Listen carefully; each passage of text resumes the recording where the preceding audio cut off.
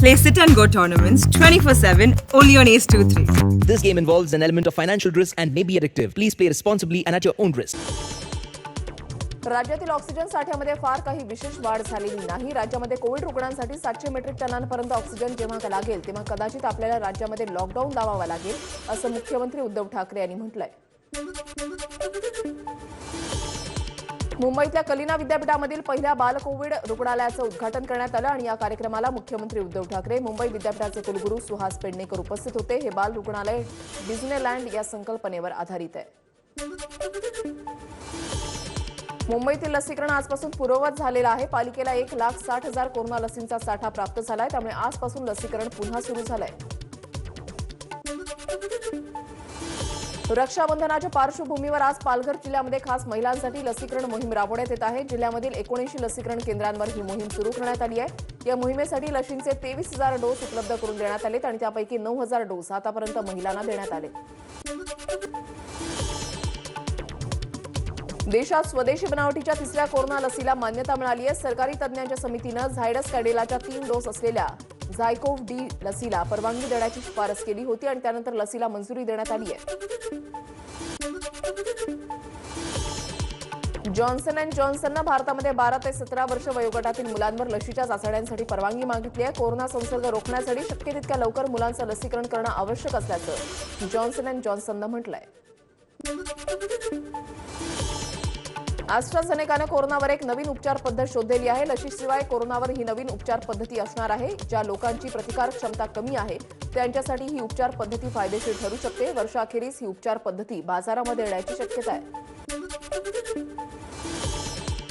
कोरोनावर सध्या प्रभावी औषध नसल्यामुळे लस ही ढाल म्हणून काम करते आणि येत्या काळामध्ये कोरोनाच्या तिसऱ्या लाटेची शक्यता लक्षात घेऊन जास्तीत जास्त नागरिकांचं लसीकरण आवश्यक आहे असं मत मुख्यमंत्री उद्धव ठाकरे यांनी व्यक्त केलं आहे. राज्यात डेंग्यू, मलेरिया आणि चिकनगुनियाचे प्रादुर्भाव वाढलेला आहे आणि आतापर्यंत 7,000 रुग्ण आढळले तर 11 जणांचा मृत्यू झालाय. डेंग्यूमुळे सर्वाधिक 6 मृत्यू नागपूरमध्ये झालेत. मुंबईतही डेंग्यूचे रुग्ण वाढत आहेत. राज्यामध्ये ठिकठिकाणी झालेल्या अतिवृष्टीमुळे लेप्टोच्या रुग्णांची संख्या वाढली आहे. तालिबान्यांनी भारतीयांचं अपहरण केल्याचं वृत्त आलं होतं, मात्र अफगाणिस्तानमधील कोणत्याही भारतीयाचं अपहरण झालेलं नाही. सर्व भारतीय सुरक्षित असल्याची माहिती सरकार सूत्रांकडून समोर आली आहे. अमेरिकेनं 37 कोटींचं बक्षीस ठेवलेला मोस्ट वॉन्टेड दहशतवादी खलील हक्कानी सध्या काबूलमध्ये खुलेआम फिरतोय. आज सकाळी हक्कानीनं काबूलमधल्या पुलेखिश्ती मशिदीमध्ये नागरिकांना तालिबान प्रति निष्ठा ठेवण्याची शपथ दिली. तसंच हक्कानीनं मुजाहिद्दीनचा पूर्वीचा नेता गुलबुद्दीन हेकमत्यारची भेट घेतलेली आहे. अफगाणिस्तानचे माजी राष्ट्रपती अशरफ घनी यांचा भाऊ हशमत घनी अहमदजई हे तालिबानमध्ये सहभागी झालेले आहेत. तालिबानचे नेते आणि धर्मगुरू यांच्यासोबत झालेल्या बैठकीनंतर हशमत घनी यांनी तालिबान संघटनेमध्ये सहभागी होत असल्याचं जाहीर केलं आहे. अफगाणिस्तानातील 1,000 विद्यार्थी शिक्षणासाठी दत्तक घेण्याची तयारी पुण्यामधल्या सरहद संस्थेनं दाखवली आणि यासाठी सरहद संस्थेचे प्रमुख संजय नहार यांनी पंतप्रधान मोदी आणि परराष्ट्र मंत्री एस जयशंकर यांना पत्र लिहिलंय. पहिल्या 100 विद्यार्थ्यांची जबाबदारी सरहद संस्था घेणार आहे.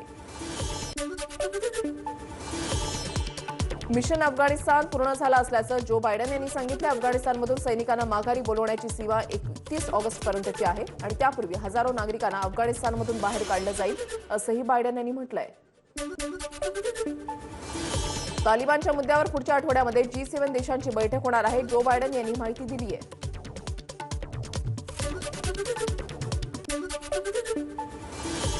मुंबईचे माजी पोलीस आयुक्त परमबीर सिंग यांच्या विरोधात व्यापारी बिमल अग्रवाल यांनी गोरेगाव पोलिसांमध्ये वसुली आरोपासंदर्भात तक्रार दाखल केली होती आणि आता याच प्रकरणामध्ये बिमल अग्रवाल यांनी पोलिसांसमोर मोठा खुलासा केलाय. सचिन वाझे हे परमबीर सिंग यांच्या सांगण्यावरूनच वसुली करत होते आणि दिवसाकाठी परमबीर यांनी तब्बल 2 कोटींचं टार्गेट सचिन वाझे यांना दिलं होतं. माळशिरस तालुक्यामधल्या माळेवाडीमध्ये साठे कुटुंबियांनी ग्रामपंचायतीसमोर अंत्यसंस्कार केले. सरपंच दशरथ साठे यांच्या भावाचं रात्री सुमारे 2 वाजता निधन झालं होतं, मात्र गावातील काही जणांनी स्मशानभूमीमध्ये अंत्यसंस्कार करण्यास विरोध केला. त्यामुळे माळशिरस तालुक्यामधल्या विविध समाज संघटना आणि साठे कुटुंबियांनी आक्रमक पवित्रा घेतला. ठाणे सत्र न्यायालयानं गजानन काळे यांचा जामीन अर्ज आज फेटाळलेला आहे. जीवाला धोका असल्यानं काळे यांचा जामीन नाकारावा यासाठी संजीवनी काळे यांनी कोर्टामध्ये साक्ष दिली होती. मनसेचे नवी मुंबईचे अध्यक्ष गजानन काळे यांच्याकडून छळ होत असल्याचा आरोप करणाऱ्या त्यांच्या पत्नी संजीवनी काळे यांनी आज कृष्णकुंजवर धाव घेतली आणि आपली बाजू मनसे अध्यक्ष राज ठाकरे यांच्या पत्नी शर्मिला ठाकरे यांच्यासमोर मांडली. राज्यभरात आज चांगल्या पावसाचा अंदाज हवामान खात्यानं वर्तवलाय. मागील 3-4 दिवसांपासून राज्यभरात पावसाच्या सरींची बरसात सुरू आहे. मुंबई, ठाणे, नवी मुंबई आणि कल्याण डोंबिवली पावसाच्या रिमझिम सरी बरसतायत. अधूनमधून मुसळधार पाऊस सुद्धा कोसळतोय. बुलडाणा जिल्ह्यामध्ये मागील 2 दिवसांपासून संततधार सुरू आहे. जिल्ह्यामधील मेहकर, लोणार, संग्रामपूर, शेगाव, खामगाव तालुक्यामध्ये रात्रीपासून मुसळधार पाऊस बरसतोय. त्यामुळे बुलडाण्यामधील अनेक सखल भागामधली शेती ही पाण्याखाली गेली आहे. बुलडाण्यातील सर्व नद्या दुधडी भरून वाहत असल्यानं अनेक प्रकल्प आता पूर्ण क्षमतेनं भरण्याच्या मार्गावर आहेत. अकोल्याच्या तेल्हारा तालुक्यामध्ये रात्रीपासून जोरदार पाऊस सुरू आहे. त्यामुळे वान धरणाचे 2 दरवाजे 50 सेंटीमीटरपर्यंत उघडण्यात आले. अकोला जिल्ह्यामधील महान इथल्या काटेपूर्णा प्रकल्पाचे 2 दरवाजे 1 फुटांनी उघडलेले आहेत. दरम्यान जिल्ह्यामध्ये नदीकाठच्या गावांना सतर्कतेचा इशारा देण्यात आला आहे. तापी नदीवर असलेल्या विविध धरणांमधील पाणी पातळी नियंत्रित करण्यासाठी विविध धरणांमधून मोठ्या प्रमाणात विसर्ग करण्यात येतोय. तापी नदीच्या उगमस्थळावर आणि उत्तर मध्य महाराष्ट्रामध्ये सुरू असलेल्या पावसामुळे तापी नदीच्या पाणी पातळीमध्ये सातत्यानं वाढ होते. हतनूर धरणातून 14 दरवाजे पूर्ण क्षमतेनं उघडण्यात आले असून 40,000 क्युसेक वेगानं विसर्ग सुरू आहे.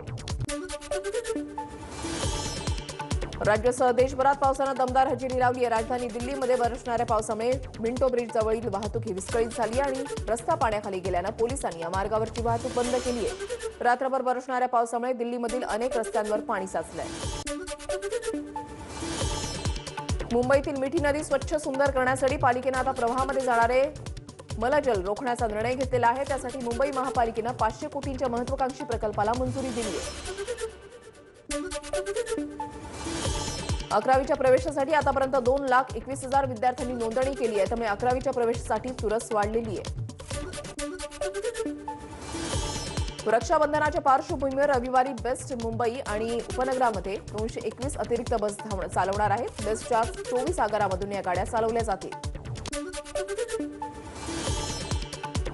पूरग्रस्त आणि अतिवृष्टी भागामधील नागरिकांच्या मदतीसाठी सोमवारी स्वाभिमानी शेतकरी संघटनेकडून कोल्हापुरात मोर्चा काढण्यात येणार आहे. महापुरातील नुकसानग्रस्तांसाठी सरकारनं जाहीर केलेली मदत तुटपुंजी असल्याचा आरोप शेट्टींनी केलाय. वेळ काढूपणा करत शेतकऱ्यांची दिशाभूल करण्याचा सरकारचा प्रयत्न आहे असाही आरोप शेट्टींनी केलाय. आगामी लोकसभा निवडणुकीमध्ये भाजपला पराभूत करण्याचं लक्ष्य काँग्रेससह विरोधी पक्षानं ठेवलेलं आहे आणि यासाठी काँग्रेस अध्यक्ष सोनिया गांधी यांच्या अध्यक्षतेखाली काल बैठक झाली. यावेळेला सोनिया गांधी यांनी आपापसातील मतभेद बाजूला सारून 2024 मध्ये सरकार स्थापन करण्याचं लक्ष्य ठेवलं पाहिजे असं या बैठकीमध्ये सांगितलंय. केंद्रीय मंत्री नारायण राणेंच्या जनआशीर्वाद यात्रेदरम्यान 2 दिवसात 36 गुन्हे दाखल करण्यात आले. राणेंच्या जनआशीर्वाद यात्रेच्या पहिल्या दिवशी 19 तर दुसऱ्या दिवशी 17 गुन्हे दाखल झाले. उपमुख्यमंत्री अजित पवार आज बारामतीच्या दौऱ्यावर आहेत. त्या दौऱ्यामध्ये कार्यक्रमस्थळी पोहोचल्यावर अजित पवारांना रस्त्यावर कचरा दिसला तेव्हा अजितदादांनी कुणाला काहीही न बोलता स्वतः कचरा उचलून बाजूला केला. अजित पवारांनी स्वतःच्या कृतीतून इतरांना स्वच्छतेचे धडे दिलेत. मुंबईतल्या ईपीएफओ कार्यालयामधील घोटाळ्याप्रकरणी आतापर्यंत 7 कर्मचाऱ्यांचं निलंबन करण्यात आलंय. एबीपी माझानं 18 ऑगस्टला याविषयीचं वृत्त दाखवलं होतं. त्यानंतर कारवाईनं वेग धरलाय. देश कोरोना संकटामध्ये असताना सर्वसामान्यांच्या पीएफमधील 21 कोटीहून अधिक रकमेवर डल्ला मारल्याचा प्रकार अंतर्गत चौकशीमध्ये समोर आला होता.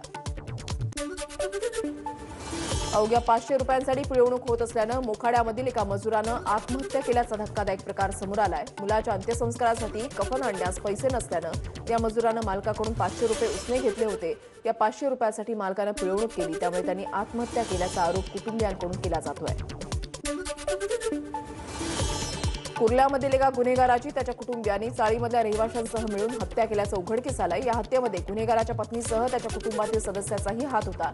दीपक सांगळे असं हत्या झालेल्या गुन्हेगाराचं नाव आहे. हत्येनंतर दीपक सांगळेचा मृतदेह घराच्या आवारामध्ये पुरण्यात आला होता. यावर्षी जानेवारी ते जुलै या कालावधीमध्ये मध्य रेल्वेवर रेल्वे स्थानकांवर हरवलेल्या आणि पळून आलेल्या 477 मुलांना रेल्वे सुरक्षा दलानं सुखरूप घरी पाठवलेलं आहे. सुरक्षा दलानं या मुलांचं समुपदेशन सुद्धा केलंय. इंदोर मनमाड पुणे राज्य महामार्गावर मोठ्या प्रमाणात खड्डे झाल्यानं या मार्गावर सातत्यानं अपघात होत आहेत. या मार्गावरील खड्डे बुजवण्यात यावेत यासाठी आज आरपीआयतर्फे रेल्वे उड्डाणपुलावर खड्ड्यांमध्ये वृक्षारोपण करण्यात आलं आणि विशेष म्हणजे 2 महिन्यांपूर्वी या संपूर्ण रस्त्याचं डांबरीकरण झालं होतं. टोमॅटोला बाजारात चांगला भाव मिळत नसल्यानं शेतकरी चिंतेत आहेत. पैठण तालुक्यामधल्या केकत जळगाव इथले तरुण शेतकऱ्यांवर टोमॅटो फेकून देण्याची वेळ आली आहे. उत्पादनाला लागत असलेला खर्चही निघत नसल्यामुळे शेतकरी हवालदिल झालेत. देशभरातील सराफ समुदायानं येत्या सोमवारी एका दिवसाच्या लाक्षणिक संपाची हाक दिली आहे. सोन्याच्या दागिन्यांच्या शुद्धतेला प्रमाणित करणाऱ्या हॉलमार्किंगच्या सुरू असलेल्या मनमानी अंमलबजावणी विरोधात हा संप पुकारण्यात आलाय. रविवारी रक्षाबंधनाचा सण असल्यामुळे आज अनेक जण घरातून बाहेर पडले. त्यामुळे मुंबई नाशिक महामार्गावर वाहनांचा भार वाढला असून वाहतूक मंदावली आहे. कोरोनाच्या पार्श्वभूमीवर गेल्या वर्षभरापासून ताजमहल पर्यटकांसाठी बंद करण्यात आला होता. मात्र आजपासून पुन्हा ताजमहल हा पर्यटकांसाठी खुला करण्यात आलाय. आजपासून द कपिल शर्मा शो पुन्हा एकदा रसिकांच्या भेटीला येतोय. कोरोनामुळे गेल्या अनेक दिवसांपासून हा शो बंद होता. पहिल्या भागामध्ये अभिनेता अजय देवगणसह who's the pride of India चित्रपटाची स्टार कास्ट कपिलसह धमाल करताना दिसणार आहे. अभिनेता आणि सुपर जज अंकुश चौधरीचा मी होणार सुपरपासून छोट्या पडद्यावरील रसिकांच्या भेटीला येतोय. जबरदस्त परफॉर्मन्स सादर करणारे महाराष्ट्राच्या कानाकोपऱ्यामधले स्पर्धक प्रसिद्ध नृत्य दिग्दर्शक या शोमध्ये सहभागी होणार आहेत. चित्रपटप्रेमींना प्रतीक्षा असलेल्या नागराज मंजुळेंच्या झुंड सिनेमाचे OTT राईट्स 33 कोटींना विकले गेलेत. पण हा चित्रपट कधी प्रदर्शित होणार याबाबत अजून निर्णय झालेला नाही. दिग्दर्शक नागराज मंजुळे यांचं या चित्रपटाद्वारे बॉलिवूडमध्ये पदार्पण होणार आहे. विभागीय भारतीय अजिंक्यपद आणि फॉर्म्युला 4 भारतीय अजिंक्यपद शर्यती देशामध्ये आयोजित करण्यासाठी आंतरराष्ट्रीय ऑटोमोबाईल महासंघानं हिरवा कंदील दाखवलाय. रेसिंग प्रमोशन्सतर्फे फेब्रुवारी 2022 मध्ये नवी दिल्ली, चेन्नई, कोइंबतूर आणि हैदराबाद या शहरांमध्ये विभागीय अजिंक्यपद शर्यतींच्या आयोजनाची योजना आहे. जम्मू काश्मीरमधल्या पुलवामा जिल्ह्यामध्ये भारतीय लष्करानं जैश ए मोहम्मदच्या 3 दहशतवाद्यांचा खात्मा केलाय. सध्या पुलवामा जिल्ह्यामध्ये भारतीय लष्कराकडून सर्च ऑपरेशन सुरू आहे. चीनी दाम्पत्यानं 3 अपत्यांची परवानगी दिलेली आहे. सत्ताधारी कम्युनिस्ट पक्षानं मे महिन्यामध्ये घेतलेल्या निर्णयाला नॅशनल पीपल्स काँग्रेसच्या स्थायी समितीनं शुक्रवारी मंजुरी दिली. आधी 2 अपत्यच जन्माला घालावीत हे धोरण आता शिथिल करण्यात आलंय.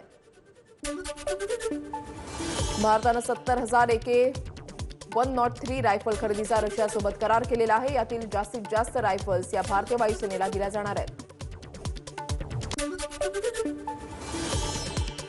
पाकिस्तानच्या बलुचिस्तान प्रांतामधल्या ग्वादर या शहरात मोठा बॉम्बस्फोट झाला. या बॉम्बस्फोटामध्ये चीनच्या 9 इंजिनियर्सचा मृत्यू झाला आणि या हल्ल्यामागे अफगाणिस्तानवर कब्जा केलेल्या तालिबान्यांचा हात असल्याचा संशय व्यक्त केला जातोय. नैनितालमध्ये किन्नौर दरड दुर्घटनेची पुनरावृत्ती थोडक्यात टळलेली आहे. नैनितालमध्ये मुसळधार पावसामुळे दरड कोसळली. मात्र 14 जणांना नेणारी बस वेळीच थांबल्यानं अपघात टळला.